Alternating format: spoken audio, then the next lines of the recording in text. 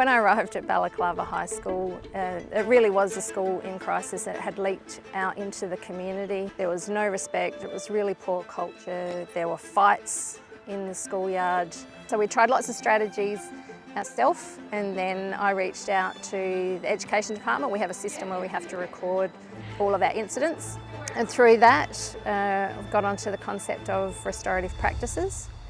And I went and did 3 days training with Kerry Sellen from Restorative Journeys, and those 3 days were transformational. So I was really lucky to be one of the people to do the original training. The first thing we did with the teachers was get people to do circles, getting the teachers to build connection with each other. We do it at every staff meeting and doing it in their classroom. So at the start of the day and whenever they felt they needed, they'd do a circle. Immediately it felt better. We felt like we had a solution to some of the things going wrong. I went up to Kerry at the end of one of the days and I got a bit emotional and I just said, I need your help. Does anyone here ever heard of the place called Wagga Wagga? Yeah, great. Has anyone been there?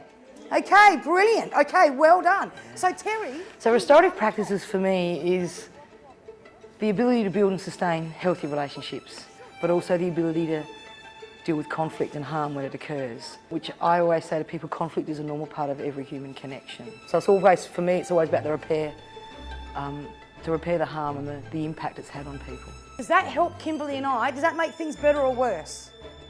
Spot on. And here's my real question. When you're the people who are the bystanders and picking sides and doing that stuff, does that make you feel better or worse? We might see tears or, harsh words, and we can sit with them and just be in that space and say, look at this compass of shame. You're hardwired to feel like this, and that's okay. And I think that's the first part of explaining things to parents. And then obviously we go through the more formal steps of coming to a solution with the restorative meetings and using those questions. We had parent sessions. We used lots of incentives to try and get parents here because we know conflict is normal, combat is optional, and so we were giving them a different way that they could resolve things and repair harm when it needed.